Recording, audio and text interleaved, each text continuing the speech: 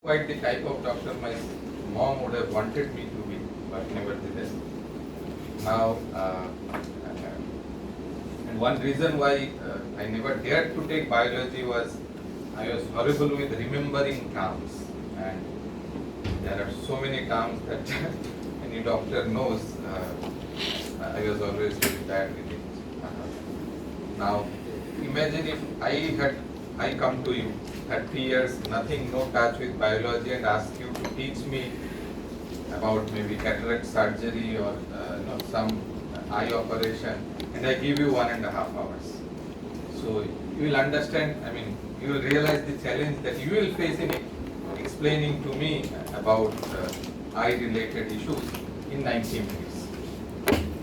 Not maybe in equal measure, but I have a similar challenge in front of me. 90 minutes and explain something on which I have spent most of my last more than maybe 2 decades or so. So, needless to say that we will only be scratching the surface, and I don't presume any one of you naturally. You are experts in your field, so you may not have any familiarity with the finance domain. But there is one hope certainly.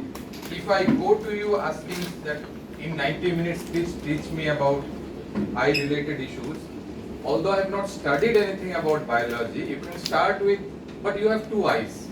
So therefore you can see what eye ailments did you have, you are already wearing specs. So therefore day in and day out, sort of I am experiencing lot of things, just that I do not have academic knowledge about my eyesight, vision related issues, etc. Same goes here also, that finance is something that all of us sort of deal with day in and day out. You earn, you spend. So therefore, we can start from there and then add some bit more to it, okay, which is what my job would be. The only thing is, I wish, for example, in MBA curriculum, we have around 30 hours to discuss about corporate finance. So therefore, we can go to a lot more depth. If you have any doubts, I'll try to sort of go a bit deeper. Otherwise, I'll try to sort of keep it at a level where most of you will be able to relate to it to some extent. Yeah, that is the idea. Now, this session, if you see, is about managing capital investment decisions. So it is something to do with managing investments. Now, in finance, there are several disciplines of finance. Broadly, in some sense, if we divide it, one way to divide it would be personal finance versus corporate finance. Personal finance is I am earning, how should I save, how should I spend, and so on and so forth. Corporate finance is same decision, not from a person's perspective, but from a company's perspective. Any company you take it, they have certain revenues, they have certain expenses, they have certain profit. So therefore, much of what I am going to discuss is in the context of corporate finance, a company's revenue, income, expenditure, investment decision, etc. To some extent, these concepts, to some extent, there is a parallel analogy even for personal finance, even for my own income, etc. So therefore, it is often easier to build the story from personal finance because that is something that we do day in and day out, and from there I will take you to some of the corporate finance related decisions, which is mostly about from a company's perspective. Yeah. Now, the most familiar thing I would perhaps start with, which many of us do, is we all have bank accounts, we have some savings, and definitely we do some fixed deposits. Yeah. I'm sure some of you would have much more knowledge about finance. Some of you may have Demat accounts. How many of you have Demat accounts? Okay, quite a few, which means all of you share the pain which I am facing right now. After Mr. Donald Trump has been saying a lot of things and market is in the red. But fixed deposit is easy to begin with. So let's say our story is something like this. To make things easy, I have rupees 100. I want to invest for 1 year, and the rate of interest that I am getting is let's say 6%.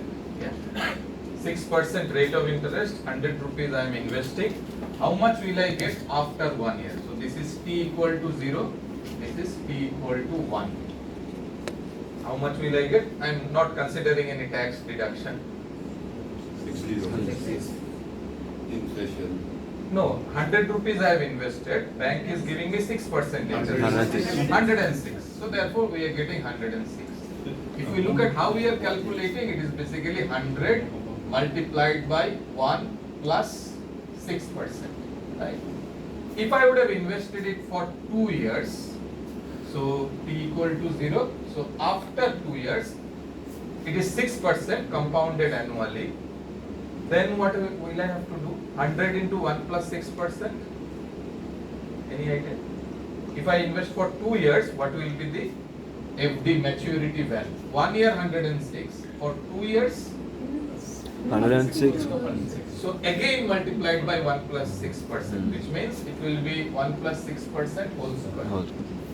So from here we sort of can generalize and say that if I have an amount A which I invest at a rate of interest which is R for a period which is T years, okay, or maybe instead of A, let me write it P, so that P stands for principal amount.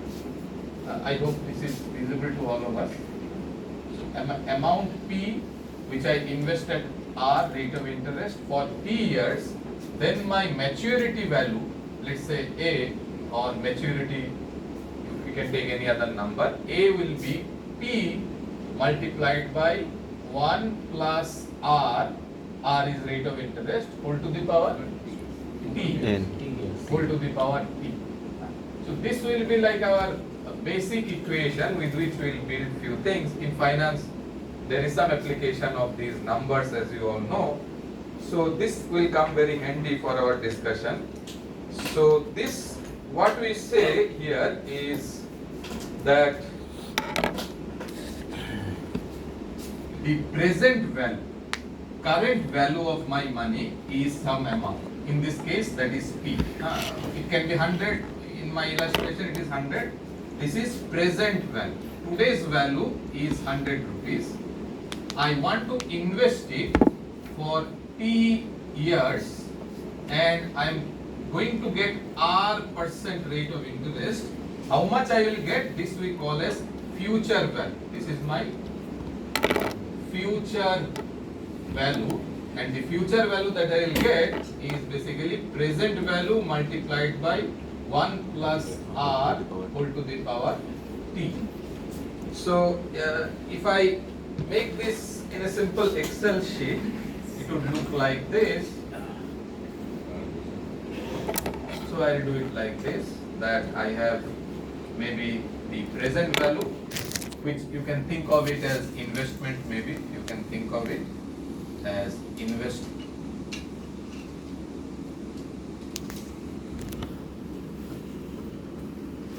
investment amount.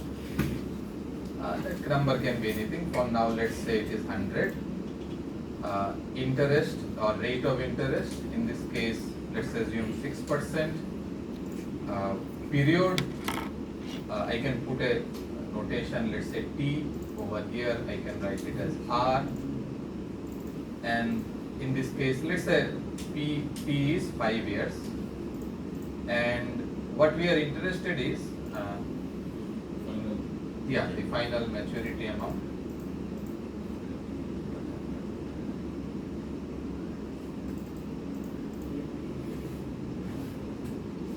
Okay. So this is my maturity amount.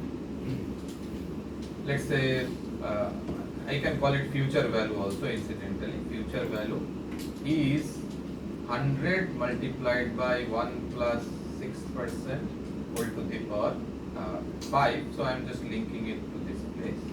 This is 5. So 133.8. The formula relationship, future value is equal to present value multiplied by 1 plus R whole to T. So I can what I'm doing is these are my input cells. Maybe I'll highlight it in blue, and this is my input cells, and this is my output cell. It will tell me how much money I will give. Okay, so I can change the present value, I can change the rate of interest, I can change the period accordingly. The future value will change. So any fixed deposit amount, any period of investment, any rate of interest, I can see what is the future value. And this is precisely banks do. When we enter, they will show you that if you choose this period, this is the rate of interest, then this is your maturity amount. So there is a formula behind it. Now, for personal investment, possibly this is the most familiar formula that we often look into. Now, there is another way sort of to look at the same thing, and I'll just invert. Unfortunately, leaving some mark over here. I wish.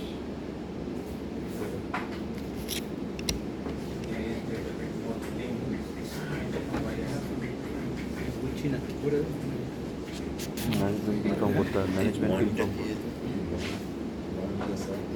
I think it's an issue with the whiteboard. ওয়ানটা হচ্ছে initial ভ্যালুটা, মানে present value ওটার উপরে যেটা addition আছে, তো one হচ্ছে one into present value. Yeah, very soon I'll spoil it as well, but let's try. Now we can revert this story, just inverse story. We can say, I want at the end of T years, maybe after 5 years, I need a certain amount. How much amount do I need? Let's say I need 1 lakh, or in your case 1 lakh would be offending you, 1 crore. Yeah. So I need 1 crore. After 5 years, how much should I invest today? Assume that I am going to get 6% rate of interest. So just the reverse problem. Sometimes we think of this. How much should we invest today that I get some amount at the end of some few years? So the same formula works, but in the reverse way. So we say that future value is 1 crore. I'm interested in what should be the present value. So in that case, my equation should be the present value is equal to future value divided by 1 plus r whole to the power t. So same equation, it just applies in reverse. So many a times we use this formula, many a times we invert it and use this formula. Incidentally, in corporate finance, as we will soon see, we use this formula more often than that one. This one is what we call as, we just call it discounting of future cash flows. This denominator, we refer to it as we are discounting the future cash flows. Why are we discounting the future cash flow? Because future cash flows will grow. So therefore, if we want to convert them to today's value, we have to beat them down by the rate of interest, which is what I am expecting from these cash flows. Which means, same sheet, I am just going to change it only slightly. Here I am going to write this is my future value. Maybe I can give any number of zeros I want. Let it be 100, and I want to calculate the present value. So I know instead of multiplication, I have to put a division sign, so that 100 rupees 5 years later, if I want to get 100 rupees 5 years later, I have to invest 74 rupees 73 paisa today if I am getting 6% rate of return. Any issues with these two? Very simple, right? Now, when we extend this, what we are often interested in a business context is as follows. Now we are going to change it to a business type situation. Now we are stuck. maybe I if this Pain is different. some issue. Usually this doesn't happen. Yeah, I tell them because in the classroom it doesn't happen. Some issue.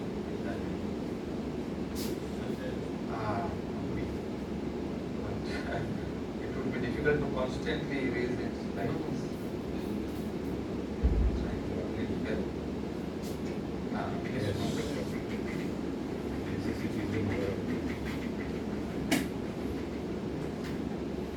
And I like to write a lot, so I have to keep on erasing.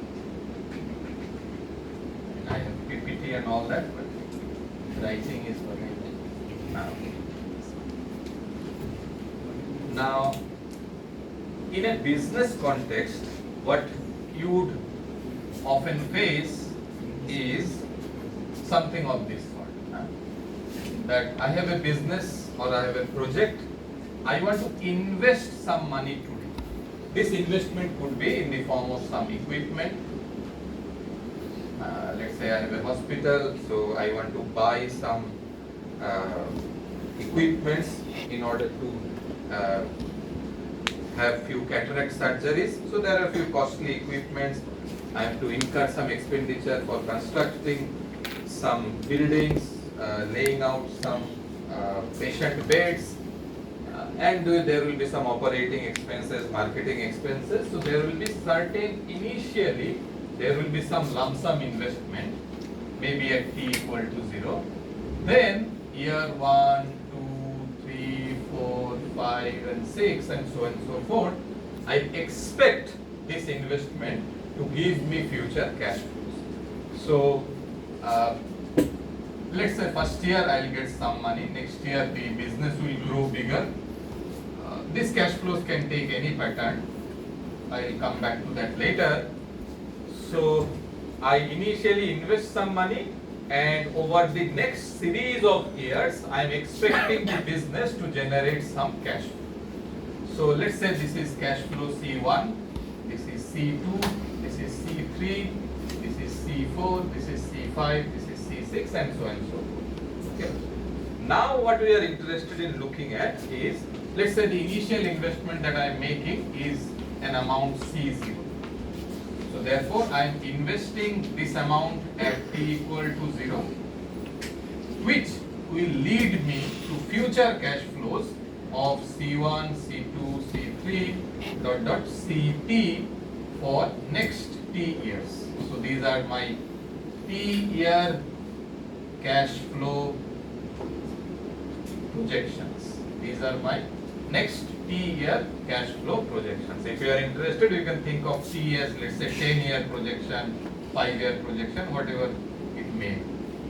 Now the question is, how do I sort of analyze, go ahead and decide whether I should go ahead with the investment or not? What kind of return I am expected to get? How to finance these cash flows? What is the profitability of the project, and so forth. So all kinds of financial analysis one can think of, we typically do on a series of cash flow profile. Now, this exercise that I just now summarized has 3 steps to it. The first step, the most important step, is cash flow estimation. Cash flow estimation. How do I estimate what would be the cash flow requirement today and how much cash flow this investment will generate at the end of year 1, 2, 3, 4, 5 and so on. This exercise would require some bit of financial knowledge for sure, but it will also require knowledge about the business scenario. For example, just like saying that if I open a cataract hospital near Thakurpur or near Joka, then I have to make some assumptions about how many customers will come on a given day and what would be the average cost of surgery per customer or post-surgery sort of medical revenue that would be generated because of other physics. So you have to make some broad assumptions regarding how much would be the customers, number of customers, average revenue per customer, and then what would be the cost incurred in serving those customers. So there one can go really to finer levels, saying that I have not just one type of cataract surgery but 5 different types of cataract surgery.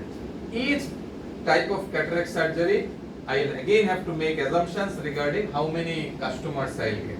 So any future projection will involve some logical approach to go about it, but at the same time there would also be uncertainty in the estimation.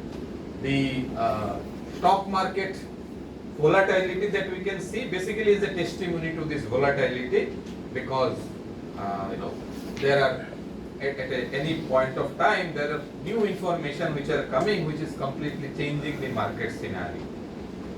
We'll talk about many of these incidents very soon. So in this case, our main objective is not to come up with the perfect estimation. Let's say, first of all, we can never perfectly predict the future, but looking at an approach of how you are estimating, one can say whether you are taking a scientific basis of projection or it's a very crude way of projection. For example, let me give you a crude way of projection. A crude projection would be, I am assuming that my number of patients will increase 10% every year for next 10 years. It's a very simple assumption, easy to understand how you build the cash flow, but it's very crude because why should your patients increase 10% year on year for next 10 years? At the same time, a very micro level analysis would be, as I said, that I figure out how many different types of surgeries I am going to conduct. Then for each surgery, what would be the average price that I will charge today? What would be the inflation rate? On an average, how much would be the increase in which the surgery cost will go up year on year? And there also I will take some basis. Let's say different surgeries you will have experience, or you will speak to the industry people and get some idea about how likely the cost will go up in the coming years. Now, for our purpose, and again 90 minutes as I said is the constraint, we will not get into cash flow estimation because this itself is a huge exercise. We will just assume that some numbers are given to us. We have been able to estimate how much money we need to invest today and how much cash flow we are going to get in the next couple of years. This is a very interesting process, but this is a whole story in itself about cash flow estimation. The second one is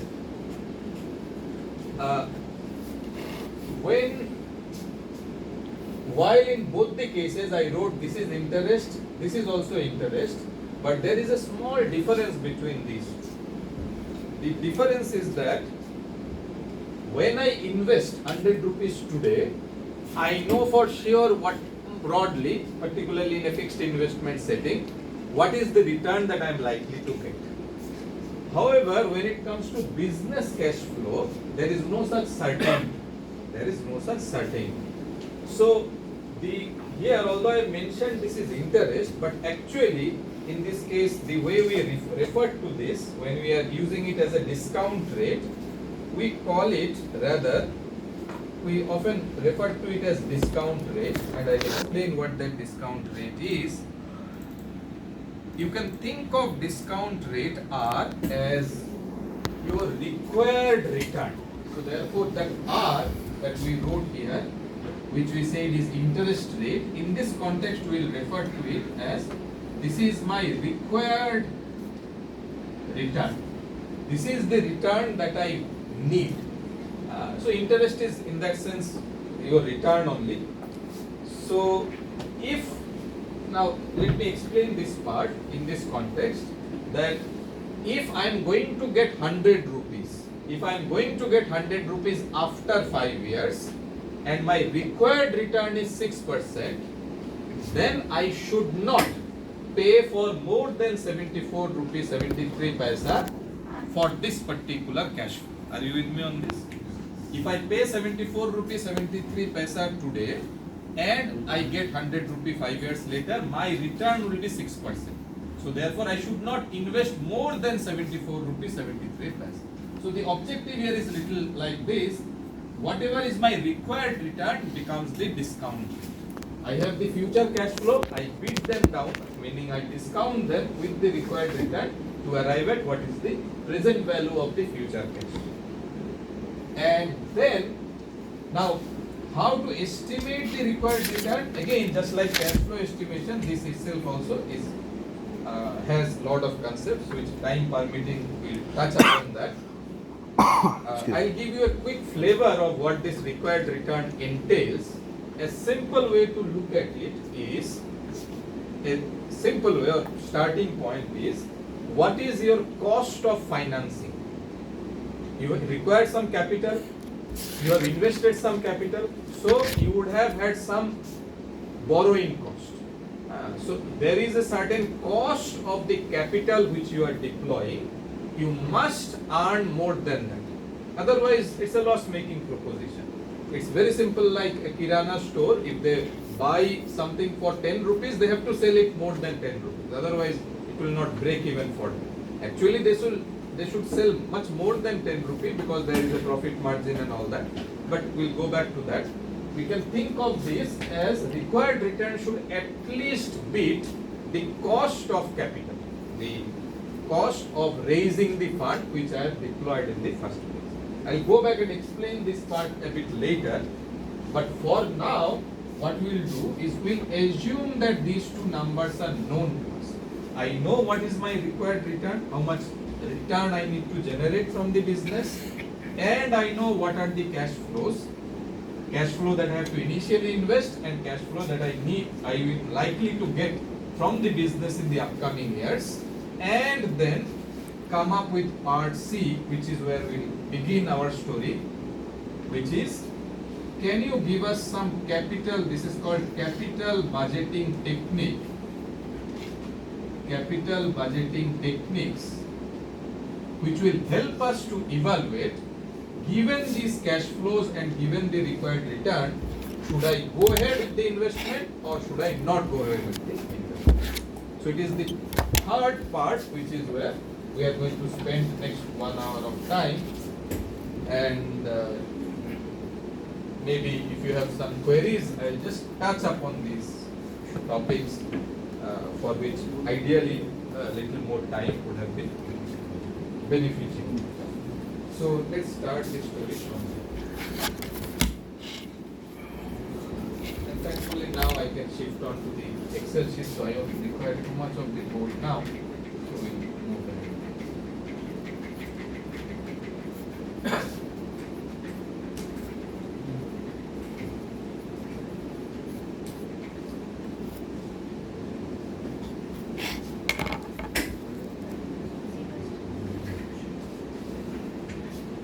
Come back and the board will be later. For now we can start. And if you have any doubts or any questions, feel free to stop me and we'll take your doubts. So here we were. So this is my year. So 0 is my initial year. Now 1 is year 1, 2, 3, 4, 5 and so on. Now here it's only for illustrative purpose that I have shown yearly. In real life situation, it can be quarterly, it can be monthly, it can be weekly, it can be daily, you can do anything as you want. But concept can easily be explained with year cash flow. It can extend to any time interval. Second is, for convenience, what I am going to assume is all the cash flows are occurring at the end of the year. We can assume that all the cash flows are in the middle of the year or at the beginning of the year, nothing will change. So again, it's just a concept which we are building, it can be easily generalized. Okay. Now, in each of these years, I have some cash flow. So I'm going to call it net cash flow or NCF, essentially net cash flow in this case, meaning this is cash inflow minus cash out. So if there is some revenue from here, I am removing all the expenses, and this is the net cash flow that is being generated by this business. Now, any business initially do not give us positive cash flows. Initially you need to invest. Classic example being nowadays most of the app-driven companies that you can see. Earlier companies used to take significant number of years, maybe 20-25 years of existence, after which they became eligible to sort of list themselves or go for an IPO. Now times have changed, much of which is A, because of business model, B, because they are heavily funded by what we call as private equity venture capital funds. So all the Blinkits and these Swiggy's, Instamarts of the world, which we are getting increasingly familiar with, or for that matter the OTTs, Netflix and Jio Hotstar, in which you might shortly watch the cricket match, and all the other platforms that you can see, initially they bleed like hell. Thankfully they are well funded by institutional players who say don't worry about profit, go ahead and invest. Grab the market, grab the customers, make them dependent on the platform, then we'll start charging money and we'll make money. So therefore, if you recall, Ola, Uber, when initially they came, they were literally offering you rates which were far cheaper than what you will get by actually calling a cab. When you started ordering in Amazon and Flipkart, you were getting discounts which were unimaginable. Not all of it was because the sellers were providing these discounts. No, it was Amazon and Flipkart which was burning cash like hell because they wanted you to adopt this model. Swiggy and Zomato, which allowed you so many discounts when you ordered from restaurants, it was not restaurants which was giving you those discounts. It was the private equity venture capital funds who had invested in Swiggy and Zomato, which was burning. We call it literally burning cash. Burning the cash so that you quickly adopt to this model. And most recently Blinkit and Instamart and all this, where literally by the time you get ready to go downstairs, the food has arrived or the product has arrived to your doorstep. So literally changing the customer behavior. Now why I am saying this is that in well-funded models, the investment initially can be negative for several years. Okay. However, if it is not funded by Tata, Birla, Reliance Group, or not funded by the big tiger globals of the world, the venture capital and the private equity, if it is a reasonably small venture or personal entrepreneurship, assumption is that you would like to break even a bit early. Unlikely that you will have so much of risk appetite that you can fund 5 years of negative cash flow. So in our simple setting, we will consider a situation where largely the initial investment is limited to first year or second year. Okay, but we can easily again generalize. The cash flow can break even in third year, fourth year, no harm. So in our example, we are just assuming, maybe these are all in crores, you can think of it like this. So let's say we are talking about any example. So let's say initially you have to invest 50 crores. So I'll put it as negative 50. And then you expect the cash flow to start generating 10 crore of net cash flow positive in first year, maybe another 20 in the second year, another 25 crores in the third year, maybe 35 crores, and finally in this fifth year you expect something like 40. Again, I just, for illustrative purposes, I have typed some number. You can change the numbers, concept will not change. I think we understand this part. So we are talking about a hypothetical project which requires 50 crores of initial investment. When you begin, you require 50 crores. Why? You need to construct a hospital, you need to acquire costly equipments, there would be medical devices, etc. There might be some other upfront cost in personal hiring and stuff like that. And then from year one, as the customer starts visiting the hospital and you have more and more surgeries getting conducted, so the company's revenue increase, the company becomes more profitable because there is always an economy of scale. If 100 patients visit your hospital and average cost per surgery is, let's say, 10,000 rupees, if 200 patients visit, your cost doesn't increase significantly, because as you know, there is a lot of fixed investment. So if there is a X-ray machine, it can X-ray 100 patients or it can X-ray 10,000 patients.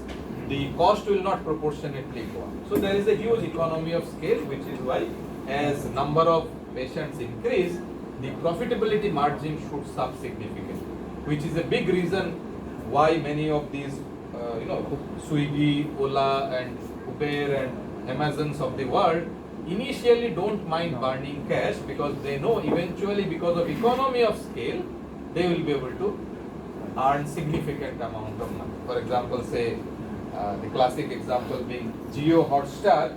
Once it has acquired the IPL rights, now whether 1 crore people watch it or 2 crore people view it, the cost is not going to go double. It will hardly increase by 5 to 10%. Of course, they will have to invest little bit in the back end bandwidth and infrastructure, but cost will not go significant. That is true for many business models which are scalable. So the point being this.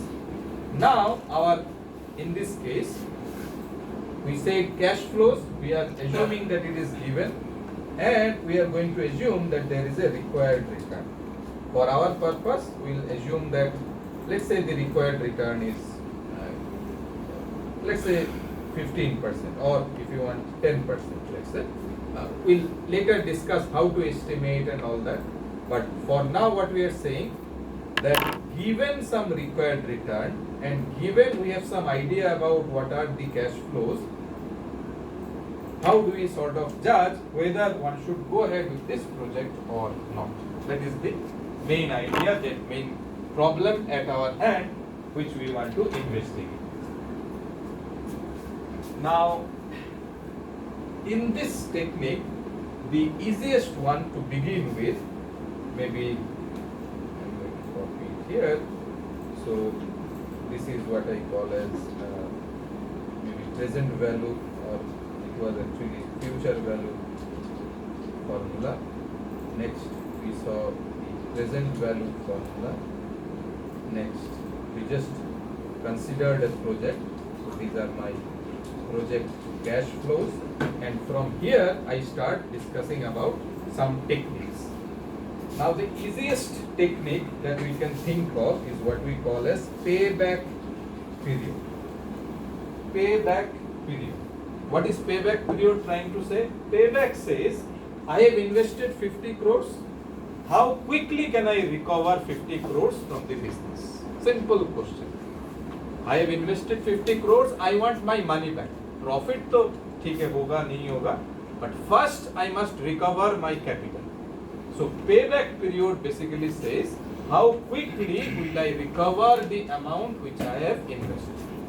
In this context, in order to find that out, maybe what I will do, I can just write it as NCF to save some space, and here I can insert a column and say this is cumulative net cash flow. This is the cumulative net cash flow. So first year I invested 50 crores. Next year, out of 50, I recovered 10. I have another 40 to be recovered. I have invested 50. Yeah. I received 10. So how much left to be recovered? 40. Next year, out of 40, I have got 20. So another 20 crores I need to recover. From the third year, I can see that I would have generated some surplus, 5 crores. next year 40, next year 80. So in this calculation, what I see is eventually I would have made 80 crores more than what I have invested. But if I look at the break even, where I recovered the money, it is a little more than 2 years. So one way to calculate it would be, it is equal to 2 years. How much more than that? We can say in the third year, how much do I require to break even? 20 crores.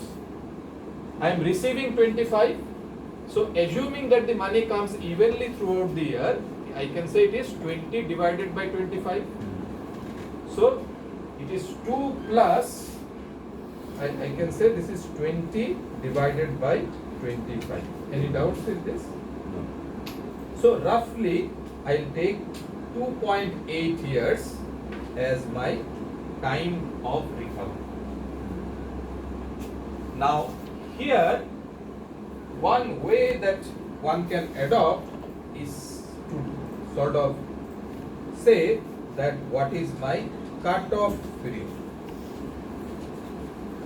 Cut-off period meaning this is a threshold which I have given to myself, that I will only invest this money if I recover the initial investment within that period of time. Now, if my cut-off period was 2 years, should I have gone with the project?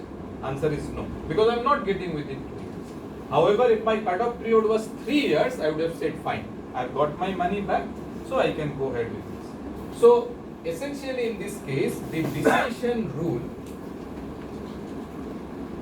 becomes accept the project if payback period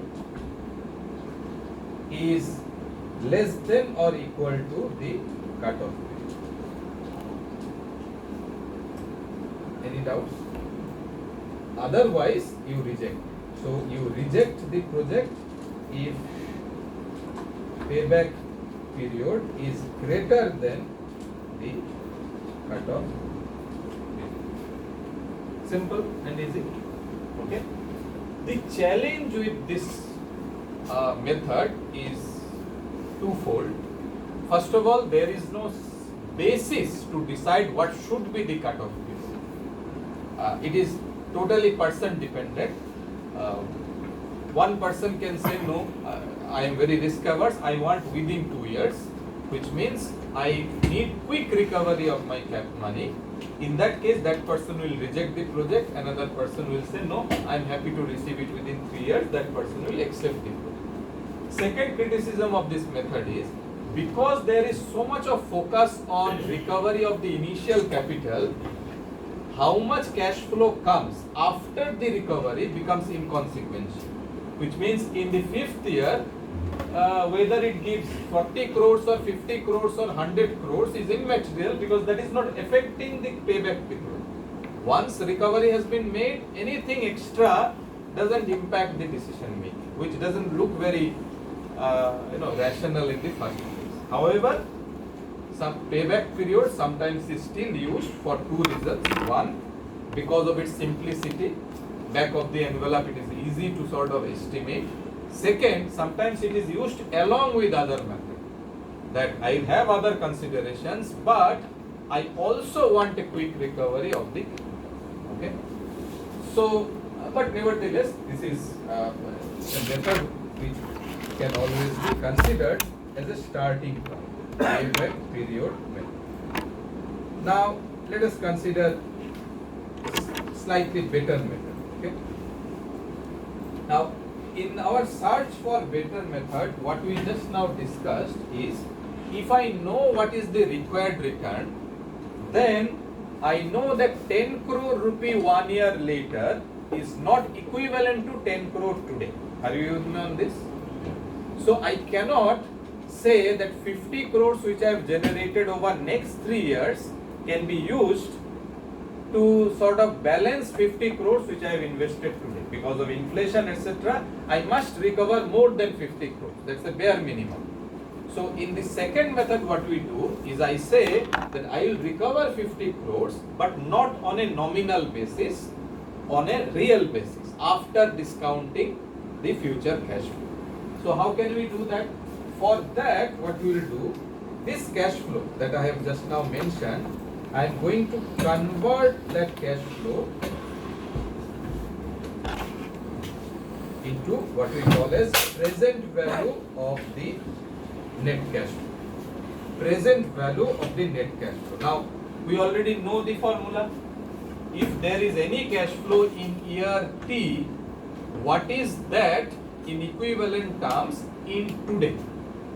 Which means for 50 crores, it will be the same because it is today.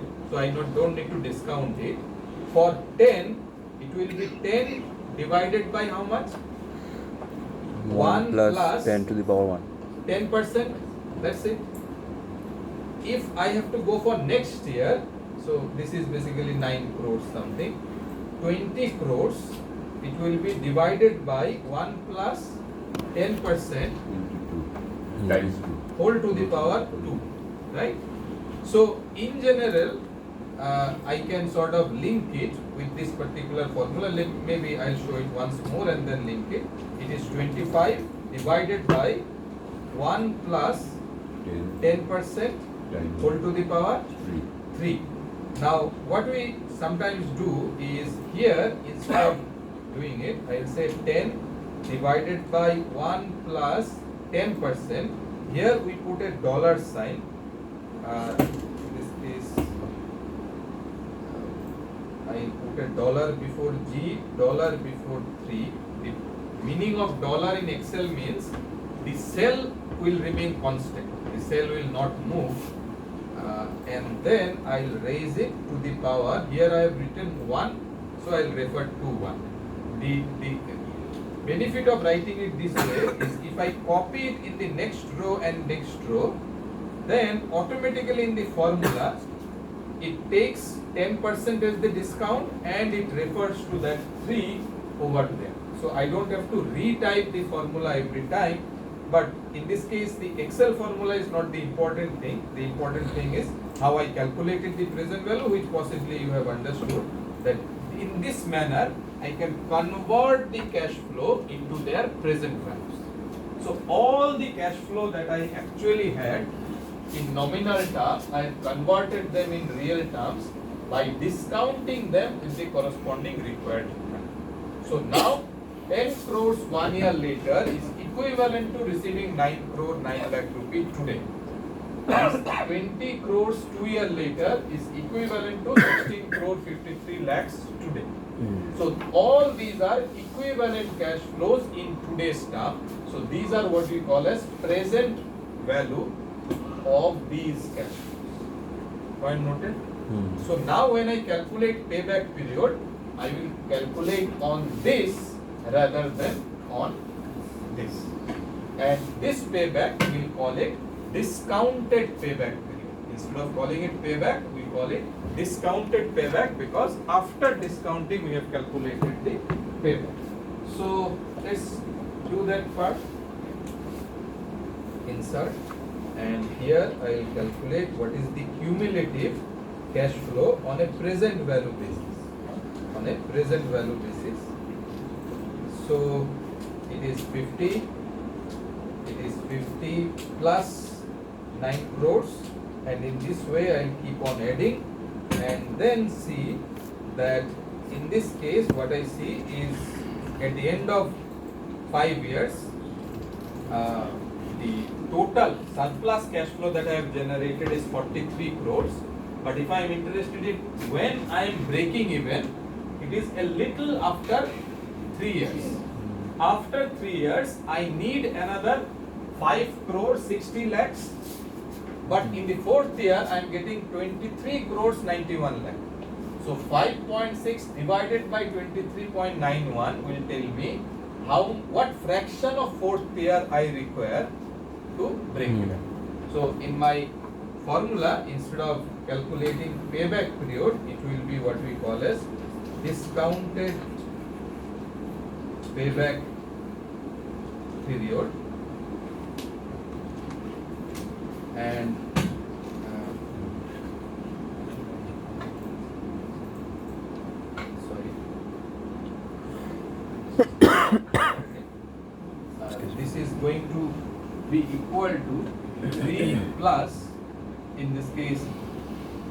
5.6 divided by 23.91. So roughly 3.23 years is what I require. The decision rule will be similar except that instead of payback period I am just going to write if discounted payback period is less than the cutoff period, otherwise I will reject. This is discounted payback. Any doubts? Now, in some sense, this is a slight improvement over the previous method, as you can see, because now I am not ignoring the time value of money. I am considering the inflation or the purchasing the rate at which purchasing power diminishes, and then calculating the payback period. So this method is what we call, instead of payback, we'll call it discounted payback.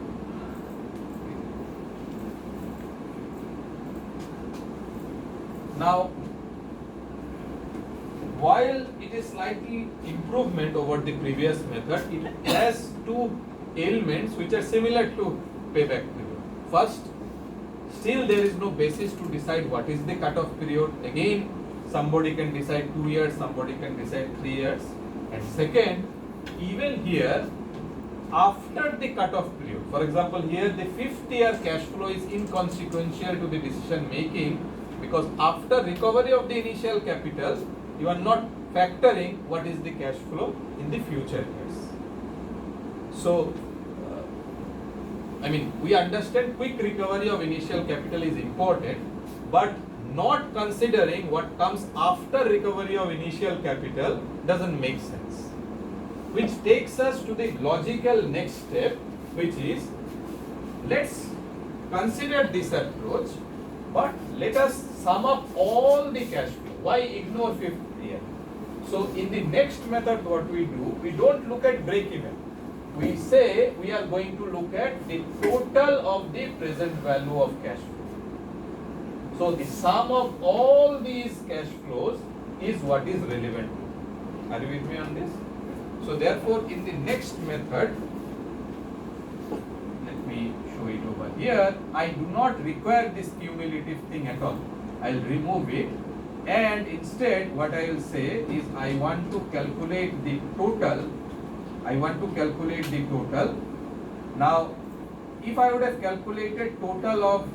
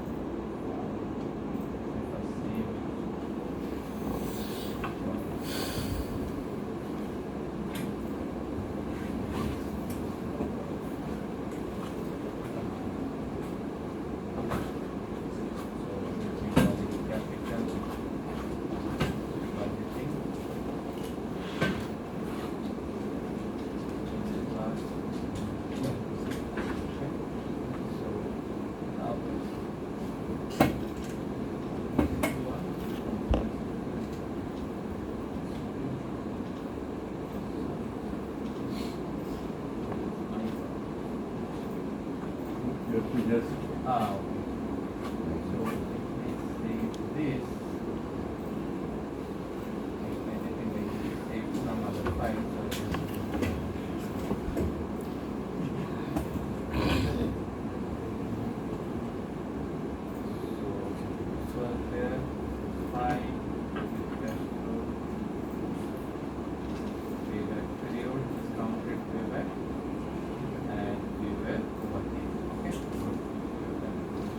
So the total I want to calculate. So here what I am doing equal to sum, and I am going to take summation of all the cash flows. So this 80, let me explain this part. This 80, what it tells me is, if I do not discount the cash flow and see how much cash I have made, so I have made 80 crores, out of which 130 crores are the positive cash flows and 50 is the negative cash flow. So 130 minus 50 gives me 80. But this sort of does not discount the future cash flow, so this is not an accurate reflection of the actual profit that we are making. So we should always focus on this, which is first take the present value, then add up all the cash flow. So in this method we are going to focus on this 43.15. This is going to be the point, the cash relevant number in our capital budgeting. Now what is 43.15? We'll give a name to it. The name to this is what we call as net present value or NPV. So in this case our number becomes, this is net present value or NPV in this case is 43.15. Now either we can discount and then add up, or Excel sheet has a formula called equal to NPV. If I do that, then first the Excel sheet will ask me to give the rate of interest or the discount rate. So my discount rate is 10%, I'll give that number. Then it will ask me to give the cash flows starting from year 1, not the discounted cash flow, the actual cash flow. 10, 20, 25, 35, 40, but bear in mind starting from year 1, and then I have to separately add the year 0 cash flow. If I do this, what I have done manually, Excel will do it for me. So if I type an enter, it will directly give me this output 43.15. So I don't have to, sort of do the calculation. Excel sheet will do it for me. This is the NPV formula which is being used. So if I write here equal to NPV, and then first I have to give the discount rate, and then so let me write it over here, equal to NPV. First I give the discount rate, then I give the cash flows from year 1 onward, and then add to that the year 0 cash flows. So in this case the formula has two parts to it. First I wrote equal to NPV, gave the discount rate, then gave all the cash flows from year 1 onwards, and then separately added the year 0 cash flow, and it gave me 43.15. What is 43.15? It is the total net cash flow that this project will generate after considering the discount. Now in this method, what is the decision rule? What is the decision rule? So in this case the decision rule is that, first of all let us ask ourselves, what value of NPV will ensure that we have recovered the capital which we had invested?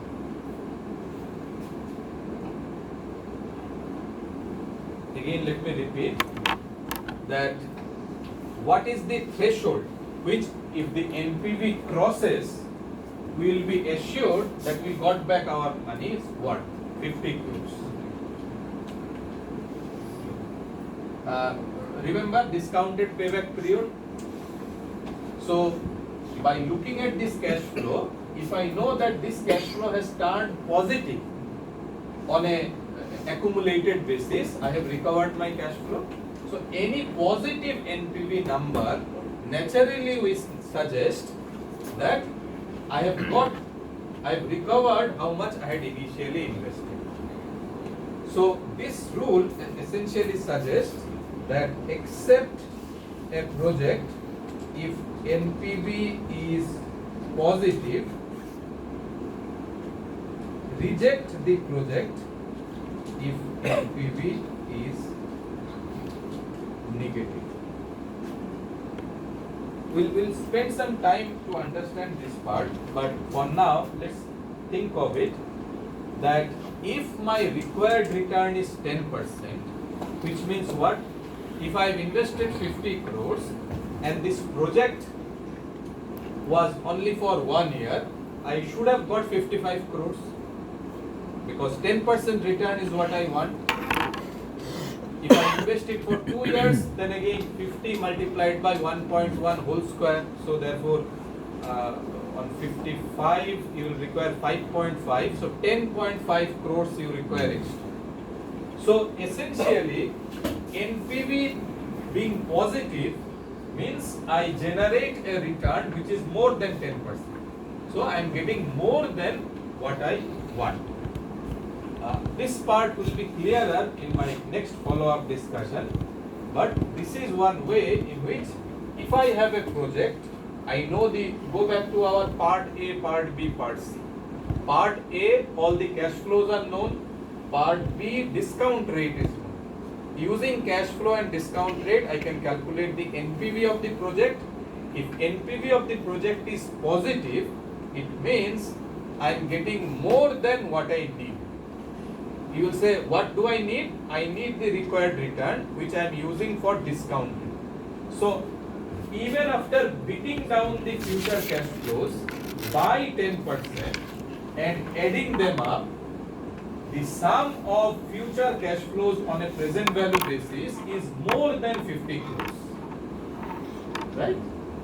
That implies that I am getting more than what I require in this project. Now, somebody can come and say, but I require more than 10%. I don't require 10%, I require 15%. Great. In that case, all you have to do is to change the discount rate and check whether NPV is positive at that discount rate. So, which can take us to the next part, which I sort of can write it here, that I want to check NPV, how is it changing with my discount rate. NPV versus discount rate. Let me put it something like this. So here what I'll do over here, maybe I can just delete this part. I want to check what will be the NPV of the project given a certain discount rate. Now, or maybe I'll just copy the discount rate here. Now, if my discount rate was 10%, as I had shown earlier, I can write this is equal to NPV. At 10% rate of interest, my cash flows are from year 1 to 40 plus the initial cash flow, and we just now saw that that was 43.15. That's what we just now saw. If I go back to the previous slide, 43.15. So 43.15 is my NPV if discount rate is 10%. Now, in this calculation, what I am going to do, I am going to keep the cash flows constant. I am not going to change the cash flows. Cash flows, let them be what they are. However, I am going to change the discount rates. So, let me do it something like this. Okay, so forget these numbers, but what I mean to say, let's say I start from 6, then I make it 7, and then keep on increasing it to, let's say, 15%, and then see how my NPV is changing. We are currently in this situation, but my point is that as I keep on increasing my required return, what happens? The same cash flow 5 years later is less valuable to me, because after discounting it becomes less. So therefore, if my discount rate is 6%, NPV of the project is 55 crore 84 lakhs. But if my discount rate is 15%, my NPV is only 30 crores 15 lakhs. In this case, thankfully, because NPV is positive everywhere, the project is acceptable everywhere. But the total extra value that I am getting from the project is becoming increasingly less attractive as the discount rate is increasing. One way to look at the discount rate is, well, you can think, as I said earlier, cost of financing. If your cost of financing is increasing, then the same project will become increasingly less attractive because your threshold return has increased. Now, just for illustration purpose, if I sort of change the numbers, instead of, let's say, jumping by 1%, let's say I start with 5, then, or maybe I start with 6 only, then I make it 8, 10, and then increase it in jumps of 2. I just want to, okay, so even then it is not becoming negative. So let me jump in like this. So it will give us an illustrative picture. So now, if the discount rate is 10%, NPV is 43 crores 15 lakh. Now, if we keep on increasing the discount rate, we can see that even when the discount rate is 30%, NPV is still positive. So, the project is acceptable with discount rate as high as 30%. However, somewhere in between, when the, for example, discount rate becomes 35% or higher, the NPV has turned negative. Meaning, the project is no longer viable if the required return is more than 30%. Of course, it is an illustrative example. We can change the number and the NPV will change accordingly.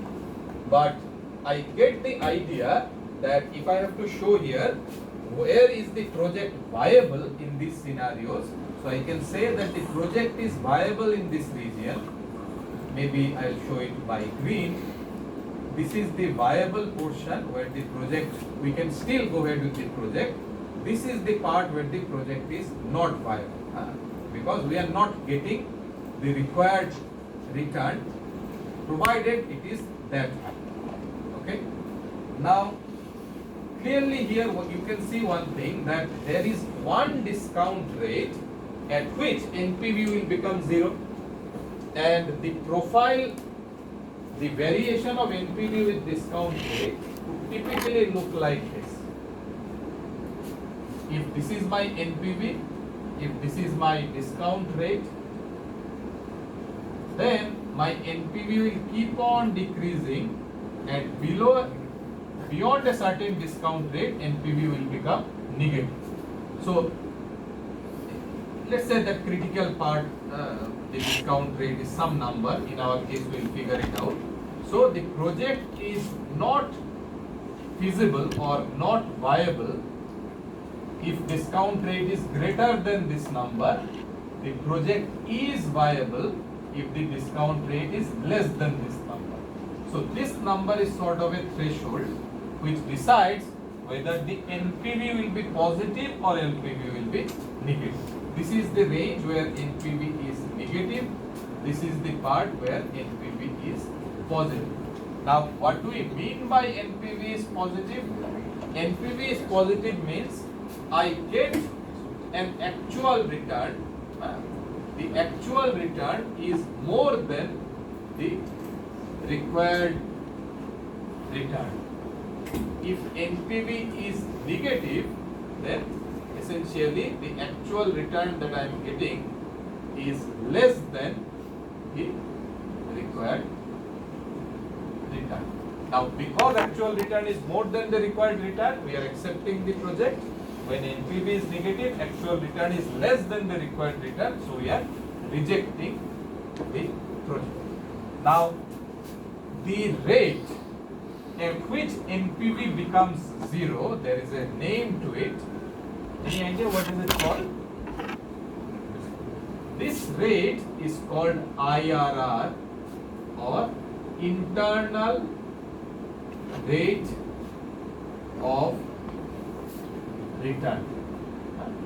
What is it called? It is called IRR. Again, let me repeat. What is IRR? IRR is that value at which NPV becomes 0. So, in this case, what can we say about IRR? IRR will be somewhere between. Can you give me the range within which IRR will lie? 30 and 35. Somewhere in between IRR will lie. So, that will take us to the next part. Maybe from here, we will bring another method which we call as IRR method, which is similar to what we have discussed so far. So maybe I can delete it, and here I can calculate internal rate of return, also called IRR, and I am going to calculate that. The way it is calculated, we write it equal to IRR, and then we give all the cash flow. Now we take cash flow starting from year 0. All the cash flow starting from year 0 we take.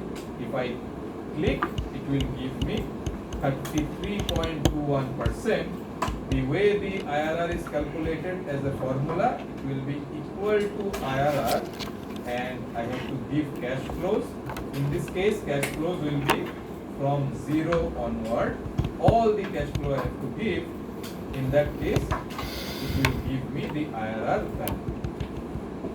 Now, if I want to check the definition of IRR that we just now showed, let's say here I could have written NPV. If I calculate the actual NPV, equal to NPV, we say at 10%, cash flows year 1 to year 5 plus year 0 cash flow, and it gave me the NPV which we earlier saw, which we calculated just a while.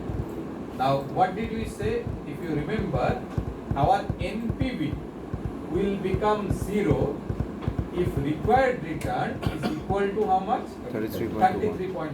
So let's try. If I write here 33.21 as the required return, our NPV should fall from 43.15 to 0. So it is very close to 0 because there is some fraction. It is like 2, 1 and all that. There are some extra spaces. So it is this threshold which makes NPV 0. If my required return is more than that, maybe 34, NPV becomes negative. If discount rate is less than IRR, let's say it is 33% only, it becomes slightly positive. So that diagram, you can sort of now see that it is this IRR threshold at which NPV is 0. If discount rate is less than the IRR, NPV becomes positive. As discount rate becomes more than IRR, the NPV becomes negative. Now we can say what is IRR in this case? 33.21. So one way to say, to interpret that 33.21% is what we call as, it is internal profitability of the project. Internal profitability of the project is 33%. So naturally, as long as my cost of capital is less than the profitability of the project, which is 33%, I should go ahead and invest in the project. It's only when my cost of capital is more than the return that I am generating is when I should not go ahead with the project. Now, so the decision rule will now slightly change. In this case, we are going to say that the decision rule for NPV is accept the project if IRR is greater than the required return, and reject the project if IRR is less than the required return. Now, we just discussed therefore 4 methods. we started with payback. We said there is some problem with payback. It doesn't take discounting into consideration. So it is counted and then calculated payback. We say it is discounted payback period. Then we say discounted payback period is good, but it stops at whenever the accumulated cash flow turns positive. So NPV takes into consideration all cash flow. So NPV, whenever it is positive, we say we should go ahead with the project. Then while calculating NPV, we noticed that there is a certain threshold for the discount rate beyond which NPV turns negative. So that number we called as IRR, and we said whenever IRR is more than my required return, I should accept the project.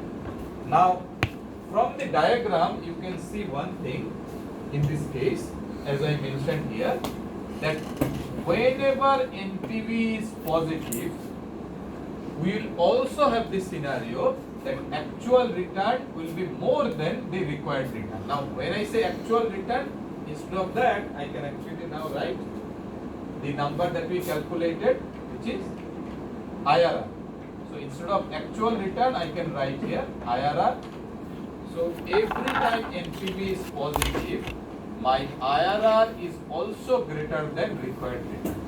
And every time NPV is less than 0, my IRR is also less than required return. So, diagrammatically, what I mean to say that, let's say my IRR is 33%.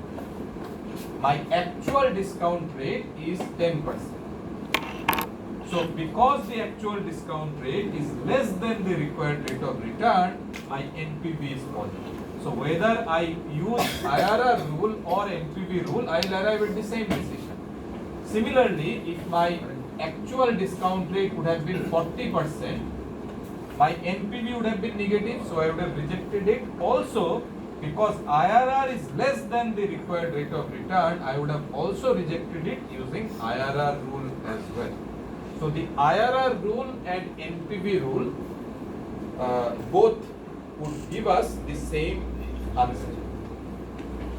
Now, here there is a caveat, and this part is little technical, but I will still just mention that NPV and IRR will give us the same solution only if the project is independent. Now, what I mean by this is, let me explain.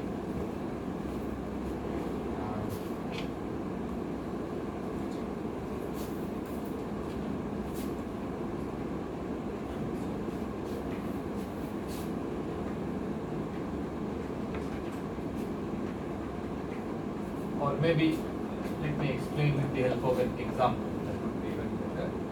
Later I'll come to this part.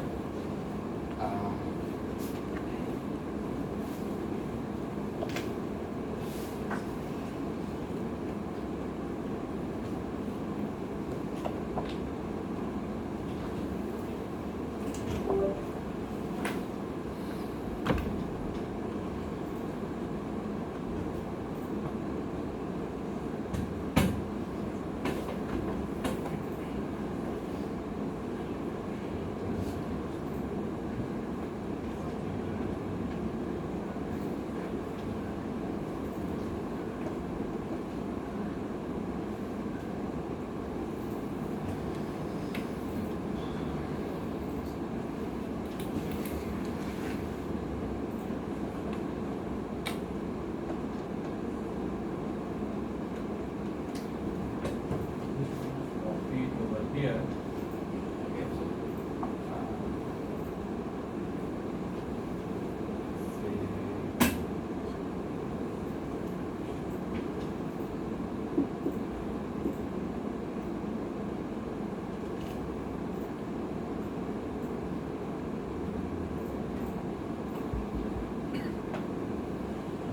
now, here is an illustrative example where I have two different projects, project A and project B, and here are the cash flows. Both the projects require investment of let's say 5,000 units, it can be any number, So 5,000 is the cash investment in the first year, which will give us some cash flows in the future years. Now, we already learned the tools and techniques of how to calculate NPV for each of the project, how to calculate the IRR for each of the project. Now, in this case, let's, for our just illustration purpose, I mentioned here that in this case the required rate is 12% instead of 10%. Let's say it is 12%, and then calculate for project A and project B. We are interested in calculating what is the NPV and what is the IRR, okay, which will sort of help us explaining the concept. For NPV, we just now explained, equal to NPV, 12% is the rate. Cash flows are starting from year 0 to year 5, and separately I add year 0 cash flow. So the NPV is 77.8. For project B, equal to NPV at 12%, cash flows in the later years plus year 0 cash flow, it is 188.57. Okay. For IRR, it is equal to IRR, and I take all the cash flows for project A. For project B, equal to IRR, and I will take all the cash flows from year 0 to year 5, and it is going to give me some number. Now, let's look at each of the project independently first. Let's say project A. Should I accept project A or not? If I use NPV rule, NPV is positive, so we should accept project A. If I would have used IRR method, IRR is 12.5. It is more than what I require, 12. So I should also accept project A. So NPV and IRR is giving the same answer. Project B, NPV is positive, we should accept it. IRR greater than required rate, we should also accept it. So as I said earlier, NPV and IRR for any given project will always arrive at same result regarding whether to accept or reject. However, if I have two projects and I want to compare which one among these is better, then I cannot depend on NPV and IRR to always give me the identical answer. For example, here NPV is more for project B. Okay, so actually in this case, if I change the required return actually, so in this case what happens is project B has higher NPV, this project also has higher IRR, so life is good. However, if you see, if I change the required rate to let's say 8%, then something else happens. In this scenario, you can see that while both the projects independently give me consistent results, but project A has higher NPV, so NPV wise project A is better, but IRR wise project B is better. Are you with me on this? If required rate is 8%, then project A is better NPV wise, project B is better IRR wise. Which means that this is what we call as mutually exclusive project. So let me explain this part. What is mutually exclusive project? Mutually exclusive project means I have a situation where I have two projects and I have to choose only one. In that case, NPV and IRR may not always give us consistent result. However, if I have independent project means that whether I choose A does not have any impact on B. I can choose A and I can choose B. If I want, I can choose both. I do not have to choose only one of them. Then these are independent. Then IRR and NPV both gives me same result. But if they are mutually exclusive, means I have to choose one and reject another, then I cannot always depend on NPV and IRR to give me consistent result. In that case, what should we do? So in that case, there is a third complexity which at times may come, which is we have to deal with what is called as a capital constraint. Capital constraint, let me explain what do we mean by capital constraint. Capital constraint essentially says that I wish I had infinite amount of money, in which case I do not have any limit on what amount I can spend in year 0. That is called capital unconstrained. There is no constraint on capital. If there was no constraint on capital, then life would have been easy. I could have accepted all projects which give me positive NPV. But in real life, mostly there is a capital constraint. If there is a capital constraint, then what I want to do is, my objective is, I want to select few projects where capital constraint is not breached, meaning whatever capital I have, with that I can go and start this project, and I want to maximize the NPV. NPV of what? NPV of selected projects. My objective is I want to maximize the NPV of selected projects. So there, even if some project is giving me higher IRR, my focus would be on maximization of NPV of the selected projects. One may ask why? Well, NPV tells me what is the total amount of wealth that you are creating. So here the focus becomes on what total amount of wealth that you are creating for the shareholders or for the owner or for the entrepreneur. So if there is a capital constraint, the objective becomes select those projects which put together maximizes the total NPV of selected projects. Now, is there a way to decide which project to choose in that scenario? Answer is yes, with which we conclude today's session. We are almost done with time. Let me just mention it as NPV versus IRR issue. Now, just so that when I save the file, so that for later reference purpose, I'll just mention that if the required return was 12%, this would have been consistent. So I'll just keep that scenario as well, so that you can just later refer to it. Only thing is the cells have changed, so I have to just rectify the cells, and rest of it should be fine.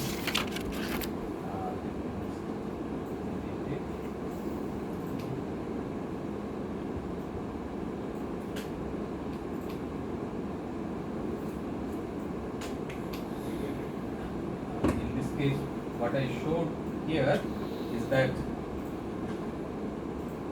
if the discount rate was 8%, we had a mismatch regarding which project had highest NPV and which project had highest IRR.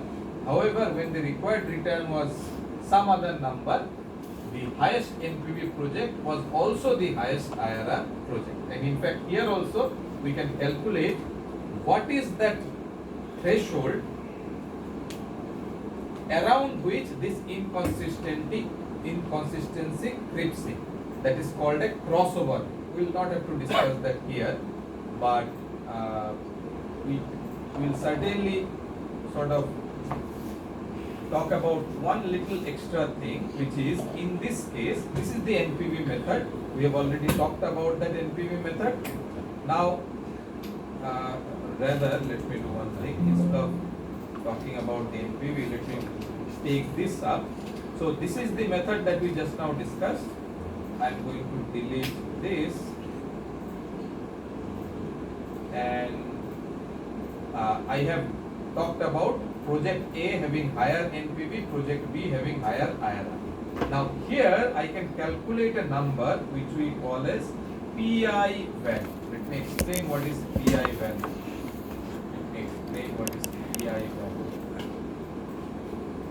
PI value is called profitability index. It is called profitability index or PI. It is defined as equal to NPV of the project divided by initial investment. NPV of the project divided by initial investment. For example, here my NPV is 763. How much did I have to invest for this? Initially 5,000. So therefore this is divided by 5,000. Now in this case, of course, I mean it would look like a no-brainer because the other one also has 5,000, but you will get the idea. This is NPV divided by also 5,000. Now this PI value is essentially what it's saying is, what question it is answering is, what is the NPV of the project per rupee of initial investment. What is the NPV of the project per rupee of initial investment? For every rupee that I am investing today, how much NPV am I generating? Again, as I said, because both are divided by 5,000, in this case just it so happens that it's a no-brainer that higher NPV project also has higher PI, but that need not be always the case. Now, PI is relevant when there is a capital constraint. If I have only certain amount of money, then it is sometimes referred to as how much bang do you get for every buck that we invest. Bang for the buck. So the idea is that we will select those projects first which generate maximum NPV for every 1 rupee of initial investment. So we'll first invest those projects, then go to the next one, then go to the next one. So we'll rank the projects in terms of PI till we hit the capital constraint. This will more or less ensure that the selected projects will give me the highest NPV. So this is useful in case of capital constraint. In such cases, we rank the projects on the basis of PI